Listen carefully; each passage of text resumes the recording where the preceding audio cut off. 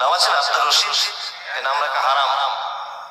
আবার বলছি এক ধরনের বক্তা বেরিয়েছে বাবাজি, বলছে কি বলছে শোনেন। নাম রেখেছে না আব্দুর রশিদ, আছে না নাম আছে আব্দুর রশিদ, এই নাম রাখা হারাম, চলবে না। বক্তা ফতোয়া দিচ্ছে একদম নাই। গোলাম মাহমুদ নাম আছে না, আছে, নাম রাখা হারাম, চলবে না। জাহাঙ্গীর নাম আছে, চলবে না। শাহজাহান নাম আছে, চলবে না। ইয়াসিন চলবে না, এসব নাম রাখা চলবে না। যে নামের অর্থ হয় না সে নাম রাখা ইসলামে নাজায়েজ, চলবে না।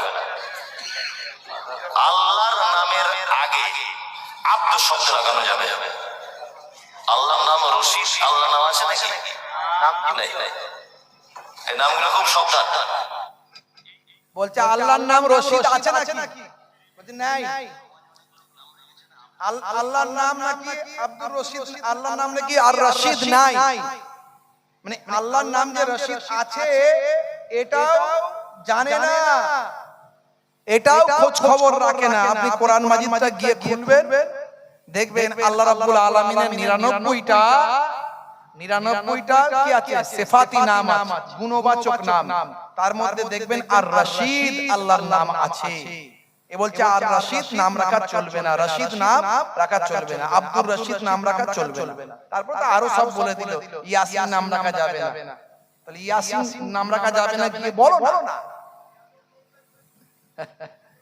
ভাইরা আমার, তরুণ যুবকেরা আমার। তাহলে আখেরি জামানা কত ধরনের ফতোয়া বের হচ্ছে। আমি কারো নাম বলছি না, একটু সাবধান করার জন্য আপনাদের শোনালাম, বুঝতে পারছেন? হে তরুণ যুবকেরা, হে আমার বন্ধুরা, শুনে রেখে দিন বাবা, জেনে রেখে দেন। হে মুসলমান একটু লক্ষ্য করুন বন্ধুরা আমার, তরুণ যুবকেরা আমার, আল্লাহর নবী ওই সাহাবী বাবা নাম হলো হযরতে দাহিয়াতুল কালবি। ওই দাহিয়াতুল কালবি সাহাবী যখন দয়ার নবীর দরবারে যখন আসতেন, ইমাম হাসান আর ইমাম হুসাইন রাদিয়াল্লাহু তাআলা আনহুমা হুজুরদের জন্য একটু খাবার নিয়ে আসতেন। হে তরুণ যুবকেরা, হে আমার বন্ধুরা, বাচ্চাদের সঙ্গে এমন মহব্বত, বাচ্চাদের সঙ্গে এমন খাতির হয়েছিল, বাচ্চাদের সঙ্গে এমন লাগোটা হয়ে গিয়েছিল, যেদিন খাবার দিতে ভুলে যেত সেদিন বাচ্চারা সাহস করে দুই ভাই দুই পকেটে গিয়ে হাত গলিয়ে খাবারটা বের করে নিতেন। এইভাবে চলতে লাগলো। হে তরুণ যুবকেরা, হে আমার বন্ধুরা, শুনে রেখে দিন বাবা, জেনে রেখে দিন বাবা, ভাই আমার বস্তু আমার, একদিনকার ঘটনা দেখা যায় হযরতে ফেরেশতা জিবরাইল আলাইহিস সালাম দাহিয়াতুল কালবি ওই সাহাবীর চেহারা ধরে দয়ার নবীর খিদমতে এসেছেন। মনে রাখবেন বাবা, জিন এবং ফেরেশতারা যে কোনো সময় যে কোনো রূপ ধারণ করতে পারে। জিন এবং ফেরেশতারা যে কোনো সময় যে কোনো রূপ ধারণ করতে পারে। ফেরেশতা জিবরাইল আলাইহিস সালাম সাহাবীর চেহারা ধরে রাসূলের দরবারে এসেছে।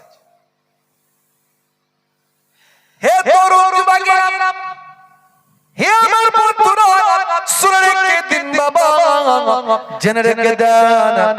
এমন সময় সাহাবীর চেহারা ধরে যখন দয়ার নবীর দরবারে যখন এসেছেন, বাচ্চারা চিন্তা করছে আজকে মনে হয় নানা জানের ওই সাহাবী খাবার দিতে আমাদের ভুলে গেছে। যেদিন খাবার দিতে ভুলে যাই সেদিনে আমরা তো পকেট থেকে বের করে নিই হযরত ইমাম হাসান, হযরত ইমাম হুসাইন রাদিয়াল্লাহু তাআলা আনহুমা, দুইজন ছোট ছোট বাচ্চা, 5 বছর 6 বছর করে বয়স, দুই ভাই মিলে যুক্তি করে নিয়ে সেই সময় টুক টুক টুক টুক করে গিয়ে রাসূলের সামনে বসে আছেন ফেরেশতা জিবরাইল আলাইহিস সালাম। দুই ভাই দুই পকেটে হাতটা সোজা গলিয়ে দিয়েছেন। জিবরাইল ফেরেশতার পকেটে হাত গলিয়েছে, জিবরাইল ফেরেশতা অবাক হয়ে গিয়েছেন। মানুষের সূরাতে দাহিয়াতুল কালবির চেহারায় আল্লাহর নবীর সামনে বসে আছেন, অবাক হয়ে গিয়ে দয়ার নবীর দিকে বলতে থাকেন, ইয়া রাসূলুল্লাহ, হাবিবাল্লাহ, বাচ্চারা কি আমার পকেটে হাত গলাচ্ছে, কি এমন জিনিস খুঁজছে? আল্লাহর নবী বললেন, ভাই জিবরাইল, কিছু মনে করবেন না, আপনি আল্লাহর জালিল ও কদর সম্মানীয় ফেরেশতা। বাচ্চারা তো আপনাকে চেনে না। আর আজকে আপনি যে পোশাক, যে চেহারা, যে সূরাতে এসেছেন, এটা আমার একজন সাহাবীর চেহারা ধরে এসেছেন। আর ওই সাহাবীর সঙ্গে বাচ্চাদের বিরাট সম্পর্ক। এলি খাবার নিয়ে আসে, আর দিতে দেরি হলে বাচ্চারা পকেটে হাত গলায়। আর আজকে আপনি এসেছেন সেই চেহারা ধরে, বাচ্চারা তো আর বোঝে না, তারা মনে করেছে নানা জানের ওই সাহাবী এসেছেন, খাবার দিচ্ছে না, পকেটে হাত গলিয়েছে। কিছু মনে করবেন না, আপনি আল্লাহর এত বড় গুরুত্বপূর্ণ ফেরেশতা জিবরাইল আলাইহিস সালাম, সমস্ত নবীদের কাছে আপনি ওহী নিয়ে এসেছেন। কত মর্যাদা আল্লাহ আপনার দিয়েছেন, অথচ বাচ্চারা তো জানে না। হে তরুণ যুবকেরা, হে আমার বন্ধুরা, শুনে রেখে দিন বাবা, জেনে রেখে দেন, ফেরেশতা জিবরাইল আলাইহিস সালাম আল্লাহর নবীকে বললেন, ইয়া রাসূলুল্লাহ, হাবিবাল্লাহ, একটুখানি বাচ্চাদের থামিয়ে রাখুন, আমি এখনি যাব আর আসব। আল্লাহর নবীর কাছ থেকে ফেরেশতা জিবরাইল আলাইহিস সালাম তিনি গায়েব হয়ে গেলেন। কয়েক মুহূর্তের মধ্যে চলে গেলেন, কয়েক মুহূর্তের মধ্যে এসে হাজির হলেন। এসে হাজির হয়ে টাটকা কিছু ফল নিয়ে আল্লাহর নবী নুরানি হাতেতে দিয়ে দিলেন। নুরওয়ালা হাতেতে দিয়ে বললেন, ইয়া রাসূলুল্লাহ, হাবিবাল্লাহ, আজকে আপনি বাচ্চাদের কোলে বসিয়ে দুই বাচ্চাকে আপনি খাবারটা খাওয়াতে থাকবেন, আর আমি জিবরাইল ফেরেশতা আমি বাচ্চাদের খাবার খাওয়া দেখতে থাকব। তাই হলো আল্লাহর নবী হযরতে ইমাম হাসান, ইমাম হুসাইন রাদিয়াল্লাহু তাআলা আনহুমা হুজুরদের ডাকলেন, ও নাতিরা, নানু ভাই, এদিকে এসো, এদিকে এসো, এসো এসো, তোমরা খাবার খুঁজছিলে, খাবার দেওয়া হয়েছে, খাবার নিয়ে আসা হয়েছে, এসো এসো। কোলে বসালেন, দুই ভাইকে দুই জানুতে বসালেন, টুক টুক করে আঙ্গুরগুলো টুক টুক করে খাওয়াতে লাগলেন। ফেরেশতা জিবরাইল আলাইহিস সালাম বিভোর হয়ে সামনে বসে বসে এক দৃষ্টিতে দেখতে লাগলেন। আল্লাহর নবী বলেন, ভাই জিবরাইল, আপনি এভাবে এক দৃষ্টিতে দেখছেন, ব্যাপারটা কি?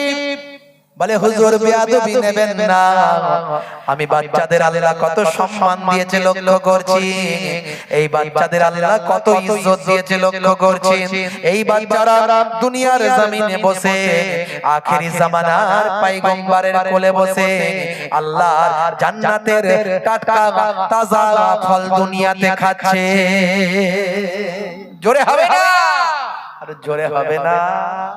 কি সম্মান আল্লাহ দিয়েছে, রাসূলের নাতিদের কি মর্যাদা আল্লাহ দিয়েছেন। হে তরুণ যুবকেরা, হে আমার বন্ধুরা, শুনে রেখে দিন বাবা, জেনে রেখে দেন, হে মুসলমান, একটু লক্ষ্য করুন, একটুখানি খেয়াল করুন বাবা, বন্ধুরা আমার, শুনে রেখে দেন। হযরতে জিবরাইল ফেরেশতা বললেন, তবে ইয়া রাসূলুল্লাহ, হাবিবাল্লাহ, বাচ্চাদের জন্য দুটো দুঃখজনক কথা আছে, দুটো দুঃসংবাদ আছে। কি দুঃসংবাদ ভাই জিবরাইল?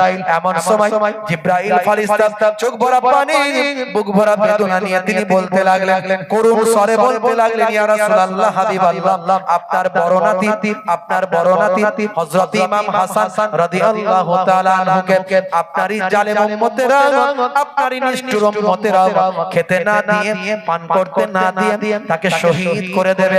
খেতে না দিয়ে, পান করতে না দিয়ে বিষ পান করিয়ে শহীদ করে দেবে। তিনি যখন বিষ পান করে শহীদ হয়ে যাবেন, তার সারা শরীরটা সবুজ বর্ণের হয়ে যাবে। তারই জন্য আমার আল্লাহ তাআলা জান্নাতের ভিতরে আপনার বড় নাতির জন্য একটা সবুজ বর্ণের বালাখানা রেখে দিয়েছেন। তবে হ্যাঁ, আমার আল্লাহ আপনার বড় নাতির তাকদীরে এটা লিখে দিয়েছেন আর বলে দিয়েছেন, আল্লাহ জানিয়ে দিয়েছেন, আপনি নাসাবারি করবেন না, নাশুকরি করবেন না, ধৈর্য হারা হয়ে যাবেন না, নাসাবারি করবেন না, কারণ কাল কিয়ামতের দিনে আপনার নাতিদের দেখিয়ে আপনি আপনার কোটি কোটি গুনাহগার উম্মতিদের নাজাত করাতে পারবেন। জোরে হবে না? জোরে হবে না? হে তরুণ যুবকেরা, ফেরেশতা জিবরাইল আলাইহিস সালাম বললেন, আপনার ছোট নাতির তাকদীরে কি আল্লাহ লিখেছেন শুনুন। ইয়া রাসূলুল্লাহ, হাবিবাল্লাহ, আপনার ছোট নাতি হযরত ইমাম হুসাইন রাদিয়াল্লাহু তাআলা আনহু তাকে আপনারই জালেম উম্মতেরা, আপনারই নিষ্ঠুর উম্মতেরা খেতে না দিয়ে, পান করতে না দিয়ে কারবালা ময়দানে সাফায়াবার ফোরাত নদীর পানি আটকে দিয়ে কারবালা ময়দানে খেতে না দিয়ে, পান করতে না দিয়ে তাকে শহীদ করে দেবে। তিনি যখন শহীদ হয়ে যাবে তার সারা শরীরটা লালে লাল হয়ে যাবে। ফোরাত নদীর পানি সাপে খাবে, ব্যাঙে খাবে, পশু পাখি খাবে, দুশমনে খাবে, নবী বংশকে পানি পান করতে দেওয়া হবে না। আহলে বায়াতকে পানি পান করতে না দিয়ে শহীদ করে দেবে। তিনি যখন শহীদ হয়ে যাবে তার সারা শরীরটা লালে লাল হয়ে যাবে। এরই বিনিময়ে আমার আল্লাহ তাআলা জান্নাতে একটা লাল বর্ণের, লোহিত বর্ণের বালাখানা রেখে দিয়েছেন। ইয়া রাসূলুল্লাহ, হাবিবাল্লাহ, আপনি নাশাবারি করবেন না, ধৈর্য হারা হবেন না। আপনার নাতিদের জানিয়ে দেবেন, পরিবারের সবাইকে জানিয়ে দেবেন, নাশাবারি যেন না করে, ধৈর্য হারা যেন না হয়ে যায়। কারণ কাল কিয়ামতের দিনে হাসরের ময়দানে কোটি কোটি গুনাহগার উম্মতকে আপনার নাতিদের দেখিয়ে নাজাত করাতে পারবে। হে তরুণ যুবকেরা, হযরত জিবরাইল ফেরেশতা চলে গেলেন। দয়ার নবী আমার চোখ ভরা পানি, বুক ভরা বেদনা। আল্লাহর নবী সবর করলেন, ধৈর্য ধারণ করলেন। আম্মা জান ফাতিমা তুজ-জোহরা রাদিয়াল্লাহু তাআলা আনহার কাছে খবরটা গেল। আম্মা জান ফাতিমা তুজ-জোহরা রাদিয়াল্লাহু তাআলা আনহা সেই সময় ছুটে ছুটে পাগলিনীর মতো জননী মা, গর্ভধারিণী মা সন্তানের এই রকম মৃত্যুর খবর শুনে, সন্তানের এই রকম শাহাদাতের খবর শুনে মা আমার বিচলিত হয়ে গেলেন। ছুটে এসে আল্লাহর নবীর কাছে এসে হাজির হলেন। আব্বা জান, আব্বা জান, আব্বা জান, ফেরেশতা জিবরাইল কি এমন সংবাদ দিয়ে গেল, কি খবরটা আপনাকে দিয়ে গেল? আমার সন্তানদের জন্য এমন কি সংবাদ দিয়ে গেল? আমার সন্তানেরা এমন কি করবে যার জন্য আপনার জালেম উম্মতেরা আমার সন্তানদের নিষ্ঠুরভাবে শহীদ করবে? আমি ফাতেমা তোমার ও পিতামহ, কি কথা আমায় তুমি শোনালে? আমি ফাতেমা তোমার ও পিতামহ, কি কথা আমায় তুমি শোনালে? করবে কি ভুল নাই যার মাসুল হাসান হুসাইনের জীবনে, হাসান হুসাইনের জীবনে, ও হাসান হুসাইনের জীবনে, হাসান হুসাইনের জীবনে। এ তরুণ যুবকেরা, আল্লাহর নবী বললেন, বেটি ফাতেমা ধৈর্য হারা হয়ে যেও না, সবর করো। আমার আল্লাহ জানিয়ে দিয়েছেন কাল কিয়ামতের দিনে হাসরের ময়দানে তোমার সন্তানদের, তোমার কলিজার টুকরা নাতিদের দেখে আমি কাল কিয়ামতের দিনে আমার কোটি কোটি গুনাহগার উম্মত উম্মতিদের নাজাত করাতে পারবো। আল্লাহুম্মা সাল্লি আলা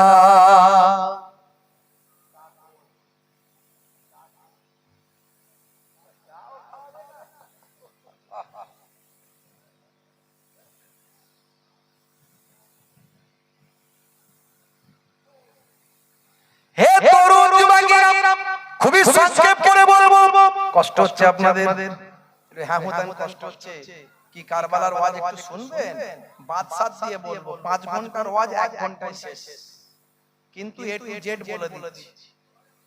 বন্ধুরা আমার, তরুণ যুবকেরা আমার, মুরব্বিয়ানেরা আমার, আম্মা জান ফাতিমা তুজ-জোহরা রাদিয়াল্লাহু তাআলা আনহা চোখের পানি মুছে ফেললেন, মনকে শক্ত করে ফেললেন, মনকে শক্ত পাথর করে ফেললেন, চোখের পানি মুছে ফেললেন, ধৈর্য ধারণ করলেন, বলতে শুরু করলেন আব্বাজান সবর করে নিলাম, সবর করে নিলাম, কিন্তু একটা কথা আপনার কাছে জানার আছে। কি কথা মা জানতে চাও? কি কথা মা জানতে চাও? আল্লাহর নবীকে বলেন আব্বাজান আব্বাজান আব্বাজান, যেদিন আমার সন্তানদের উপরে কঠিন মুসিবতটা হাজির হবে আব্বাজান, সেই সময় আপনি তাদের নানা জান হায়াতে থাকবেন। নানা বেটি ফাতেমা, ও বেটি ফাতেমা, আমার কলিজার টুকরা নাতিদের উপর এই কঠিন মুসিবত যখন চলবে, আমি তাদের নানা জান, আমি আখেরি জামানার পয়গম্বর দুনিয়ার জমিনে থাকব না। হে তরুণ যুবকেরা, আম্মা জান আবার জিজ্ঞাসা করলেন, আম্মা জান ফাতেমা আবার জিজ্ঞাসা করলেন, আচ্ছা বলেন তো ও আব্বা জান, বলেন তো দেখি সেই সময় কি আপনার জামাতা শেরে খোদা আলী মুর্তজা হায়াতে থাকবে? না না বেটি ফাতেমা, সেই সময় আমার জামাতা দুনিয়ার জমিনে থাকবে না। আচ্ছা আব্বা জান বলেন তো দেখি, আমি জননী মা, গর্ভধারিণী মা, আমি সন্তানদের কলিজার টুকরা মা, সেই সময় কি আমি ফাতেমা দুনিয়ার জমিনে থাকব? না না বেটি ফাতেমা, তুমিও দুনিয়ার জমিনে থাকবে না। আম্মা জান আবার ফুকরে কেঁদে উঠলেন আর বলতে লাগলেন আব্বা জান, তাহলে আমার সন্তানদের জন্য কে একটু শোক মানাবে, কে একটু চোখের পানি ফেলবে, কে একটু তাদের জন্য কান্না করবে, কে একটু তাদের জন্য মোনাজাত করবে, কে একটু শোকেতে সেই সময় শোক জ্ঞাপন কে করবে? আল্লাহর নবী বললেন ও বেটি ফাতেমা, চিন্তা করো না, ভেবো না, কাল কিয়ামত পর্যন্ত আমার কোটি কোটি উম্মত উম্মতি দুনিয়ার জমিনে থাকবে, আমার আশিক দুনিয়ার জমিনে থাকবে, কাল কিয়ামত পর্যন্ত তোমার সন্তানদের জন্য আমার কোটি কোটি উম্মত উম্মতিরা চোখের পানিতে বুকটা ভাসিয়ে দেবে।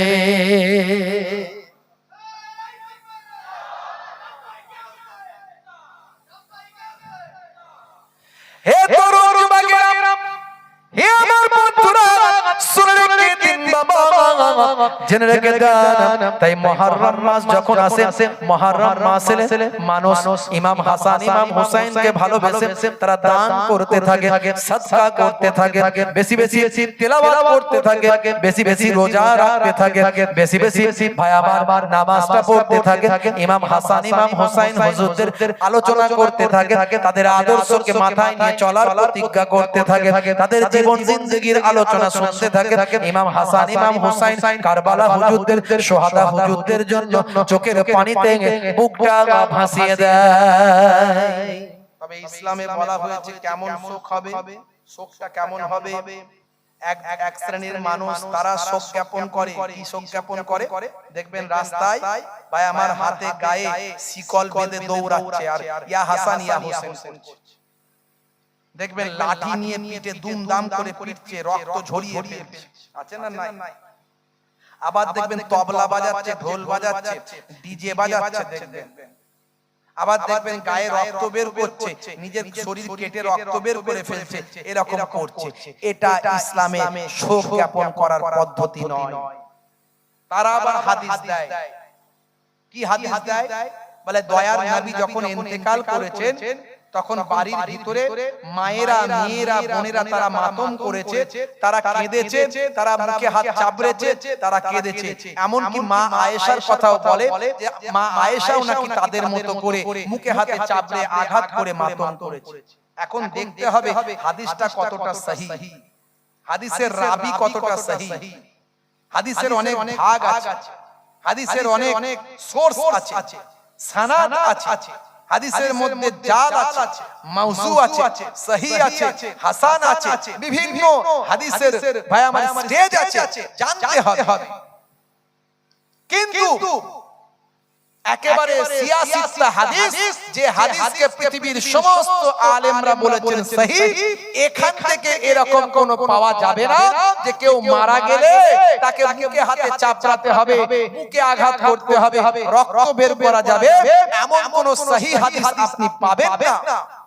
বরং বুখারী শরীফ এবং মুসলিম শরীফের হাদিসের মধ্যে এসেছে আল্লাহর নবী বলছেন আমি ওই ব্যক্তির থেকে নয় যে কেউ মারা গেলে মাথা মুন্ডন করে ফেলে এবং বুক চাপায় কাপড় ছিঁড়ে ফেলে এই রকম মানুষদের থেকে আমি নবী এদের দলে নয়, এরা আমার দলে নয়। এই রকম কেউ মারা গেলে বুক চাপড়ানো নিষেধ, মুখ চাপড়ানো নিষেধ, রক্ত বের করা নিষেধ।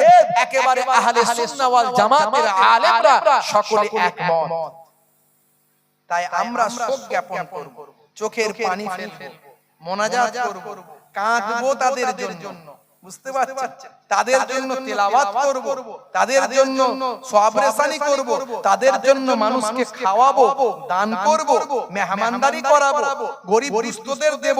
ইমাম হুসাইন, ইমাম হাসান হুজুরদের, শোহাদা কারবালা হুজুরদের নিয়ে আলোচনা করব, তাদের জীবন জিন্দেগিকে নিজেদের জীবনে বাস্তবায়িত করব। এইভাবে আমরা শোক জ্ঞাপন করব।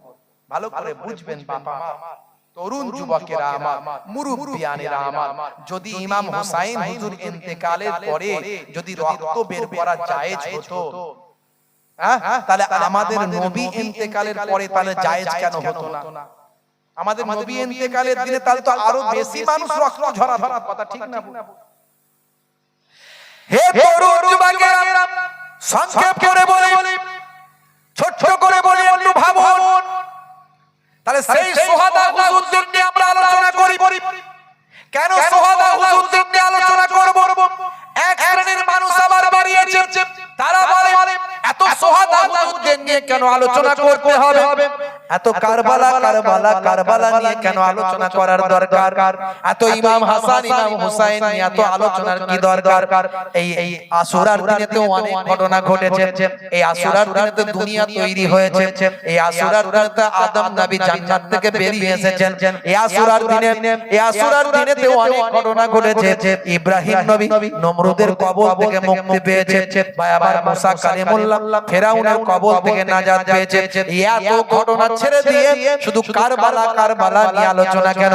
হে তরুণ যুবকেরা, আমরা মুসা নবীর আলোচনা অন্য সময় করি, ঈসা নবীর আলোচনা অন্য সময় করি, কিন্তু মনে রাখবেন সমস্ত নবীদের নবী হলেন, সমস্ত নবীদের ইমাম হলেন আপনারা আমার আখেরি জামানার পয়গম্বর। সেই নবীর কলিজার টুকরা নাতিরা এই সময় শহীদ হয়েছিলেন। এই মুহররমের আশুরার দিনে শোহাদায়ে কারবালা হুজুররা নির্মমভাবে শহীদ হয়েছিলেন। আর এই শাহাদাতের মধ্যে দিয়ে ইসলাম का जिंदा হয়েছে। ইসলাম जिंदा होता है हर কারবালা के बाद। কারণ ইমাম হুসাইন হুজুরের হাত ধরে ইসলাম পুনরায় জিন্দা হয়েছে, নালে ইসলাম চলে গিয়েছিল এজিদের হাতে। এজিদ যেভাবে মানুষকে দিন শেখাচ্ছিল, তাতে সেই দিন আমরা এরকম পেতাম না। এই নামাজ, এই রোজা, এই কালেমা, এই তাসবিহ আমরা পেতাম না। এজিদের হাতে দিন চলে গিয়েছিল, কারণ এজিদ হয়ে গিয়েছিল খলিফা, কিন্তু ইমাম হুসাইন মেনে নেননি। মেনেছিলেন? যদি মানতেন তাহলে তাদের শহীদ হতে হতো না, কিন্তু নিজেদের জীবন দিয়েছেন, জীবন দিয়ে শহীদ হয়ে ইসলামকে হেফাজত করেছেন। জোরে বলুন সুবহানাল্লাহ। নানাজানের হাত দিয়ে পরিপূর্ণ হওয়া ইসলামকে হেফাজতের জন্য ইমাম হুসাইন হুজুর কারবালা ময়দানে শাহাদাতের পেয়ালা পানি পান করেছে। আহারে বন্ধুরা আমার, তরুণ যুবকেরা আমার, হে আমার মুরব্বিয়ানেরা, শুনে রেখে দিন বাবা, জেনে রেখে দেন। ইমাম হাসান, ইমাম হুসাইন হুজুর বড় হতে লাগলেন বাবা। বড় হওয়ার পরে তাদের শাদী বিবাহের ব্যবস্থা করা হলো। অনেক ঘটনা বন্ধুরা আমার, তরুণ যুবকেরা, হে আমার মুরব্বিয়ানেরা আমার, শুনে রেখে দিন বাবা, জেনে রেখে দিন বাবা। হে মুসলমান, একটুখানি লক্ষ্য করুন, আল্লাহর নবীর ইন্তেকালের পরে হযরতে আবু বকর সিদ্দিক রাদিয়াল্লাহু তাআলা আনহু 2 বছর কয়েক মাস ভাই আমার খেলাফতি করেন। 2 বছর কয়েক মাস মাত্র খেলাফতি করেন। তারপরে খলিফার আসনে বসেন হযরতে ওমর ফারুক রাদিয়াল্লাহু তাআলা আনহু। টানা 10 বছর খেলাফতি করেন। 10 বছর খেলাফতি করেন হযরতে ওমর ফারুক রাদিয়াল্লাহু তাআলা আনহুর পরে ইসলামের দ্বিতীয় খলিফা হযরতে ওসমান জিন্নুরাইন 12 বছর খেলাফতি করেন। 12 বছর খেলাফতি করার পরে তার ইন্তেকালের পরে হযরতে আলী মুর্তজা কারামাল্লাহু ওয়াজহু তিনি 5 বছর কয়েক মাস খেলাফতি করেন। হে তরুণ যুবকেরা, হে আমার বন্ধুরা, শুনে রেখে দিন বাবা, জেনে রেখে দিন বাবা, হে মুসলমান, একটুখানি লক্ষ্য করুন। এদিকে হযরতে আবু বকর সিদ্দিক রাদিয়াল্লাহু তাআলা আনহুর জামানাতে ভাই আমার তিনি দামেস্কে সৈন্য পাঠিয়েছিলেন। দামেস্কে যখন সৈন্য পাঠিয়েছিলেন, সেই সৈন্য দলেতে আমিরে মাবিয়াও সঙ্গে ছিলেন। এক শ্রেণীর মানুষ আবার আমিরে মাবিয়া সম্পর্কে বাজে কথা বলে, কটূক্তি করে। আমিরে মাবিয়া হুজুরের বিরুদ্ধে কটূক্তি করে এক শ্রেণীর মানুষ। মনে রাখবেন, আমিরে মাবিয়া হুজুর একজন সাহাবী ছিলেন, একজন সাহাবী ছিলেন।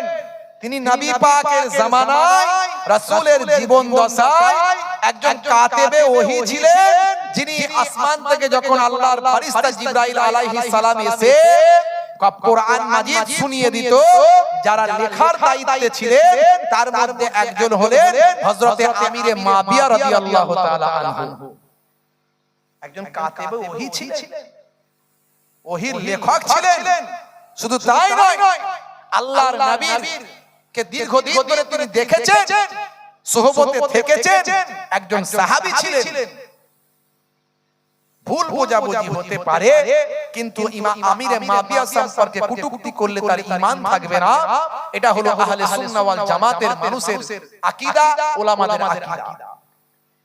তার ছেলে এজিদ সে পথভ্রষ্ট হয়ে গিয়েছিল। এজিদের সম্পর্কে বিভিন্ন বক্তব্য আছে ইমামদের মধ্যে। কেউ বলেছেন ফাসিক, কেউ বলেছেন কাফির। বুঝতে পারছেন? এদিকে ইমাম হাসান, ইমাম হুসাইন রাদিয়াল্লাহু তাআলা আনহু তারা বড় হচ্ছেন, বিবাহ শাদীর ব্যবস্থা করা হয়েছে। ইসলামের বিবাহ হচ্ছে সরল, ছোট, সহজ। ইসলামের বিবাহ সহজ।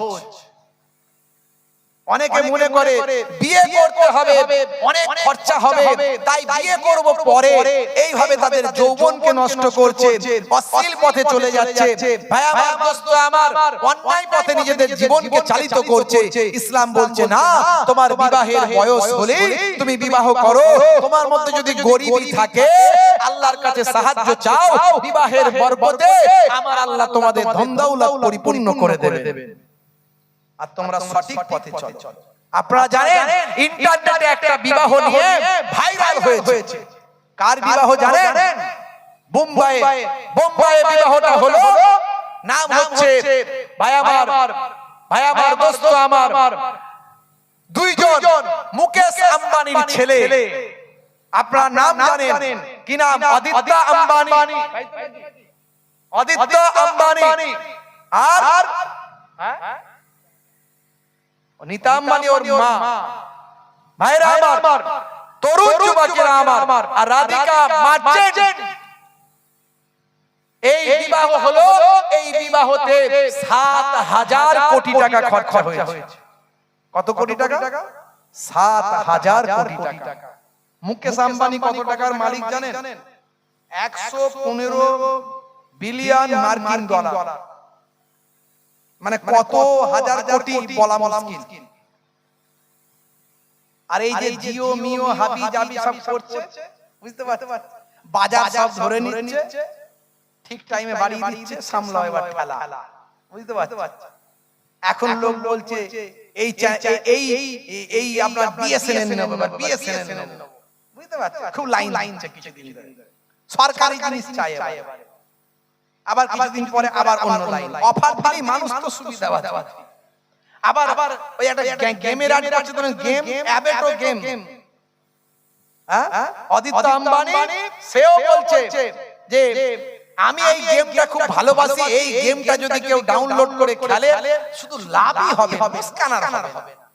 এত টাকা করে পাবে, ৫ গুণ পাবে, হাই গুণ পাবে। একবারও বলছে না যে হেরে যাবে। মাও নীতা আম্বানিও সে অ্যাড করছে, বাপও অ্যাড করছে, শাহরুখ খান অ্যাড করছে। খালি বলছে অ্যাবেটো গেম লেট করো। এই মোবাইল খুললি জ্বালা যন্ত্রণায় অস্থির, অ্যাড শুধু অ্যাড। বুঝতে পারছো? ওই যে মাঝে মাঝে আমি ওই সব বন্ধ করে রেখে দিই, সব অপশন বন্ধ। বুঝতে পারছো? ভাইরা আমার, তরুণ যুবকেরা আমার, সচিন টেন্ডুলকারের মতো একজন ক্রিকেটার, সেও বলছে ডাউনলোড করো, গেম লোড করো। আচ্ছা ভাই, সবাই যদি গেম লোড করে শুধু লাভ করবে, ইনকাম করবে, তাহলে দোকানদানি ব্যবসা বাণিজ্য করার দরকার নাই, গেম খেললেই তো সংসার চলবে। কথা ঠিক না? আরে গেম খেললেই তো ইনকাম হবে, কিন্তু হবে কি? হ্যাঁ, কোটি কোটি লোকের লস হয়ে যাবে, খালি লোড করবে, তবে খেলতে তো পারবে না, লাভও পাবে না, সব লস হয়ে গেল। আর দু চারজন খেলে তারা ইনকাম করবে, বিরাট ব্যাপার। ভাইরা আমার, এই মানুষকে বোকা বানিয়ে ধোঁকা দিয়ে ইনকাম করে কি লাভ? যুব সমাজ ধ্বংস হয়ে যাচ্ছে গেম খেলে খেলে। ফ্রি ফায়ার, পাবজি, অনলাইন নানা রকমের এই সব নিয়ে পেরেশান। কাজ নাই, কর্ম নাই, পড়াশোনা নাই, ব্যবসা নাই। ভাই আমার, পিতামাতার অবাধ্য, রাত দিন শুধু কম্বলের ভিতরে, চাদরের ভিতরে দরজা লাগিয়ে দিয়ে সব জায়গাতে, কোথায় বাঁশ বাগানের ধারে, পুকুরের পাড়ে, নদীর ধারে, সব জায়গাতে শুধু গুলি চালিয়ে যাচ্ছে, তো ঢিডি ঢিডি ঢিডি ঢিডি ঢিডি ঢিডি। কি রে ভাই, বলছে ফ্রি ফায়ার, পাবজি খেলছে, বলে বিরাট ইনকাম হচ্ছে ওখান থেকে। বুঝতে পারছো? হাই রে হাই, আমি এর আগে বলেছি এই অনলাইন গেম গুলো খেলা হারাম, আজও বলে যাচ্ছি হারাম। বলবেন কি করে? কারণ এটা হলো নেশা। আল্লাহর নবী বলেছেন কুল্লু মুসকিরিন হারাম, প্রত্যেক নেশা হলো হারাম। কোরআন মাজিদে আল্লাহ রাব্বুল আলামিন বলেছেন ইন্নাল মুবাসসিরিনা কানু ইখওয়ানাশ শায়াতিন, যারা অপচয় খরচা করে, অপচয় যারা নষ্ট করে, ব্রেন নষ্ট, বুদ্ধি নষ্ট, সময় নষ্ট, পয়সা নষ্ট, ইন্টারনেট নষ্ট, ভাই আমার মোবাইলের চার্জ নষ্ট, এই অপচয় যা করছে, আল্লাহর কোরআন বলছে এরা সব শয়তানের ভাই। যারা গেম খেলো, আজ থেকে সব ডিলিট করো বন্ধুরা।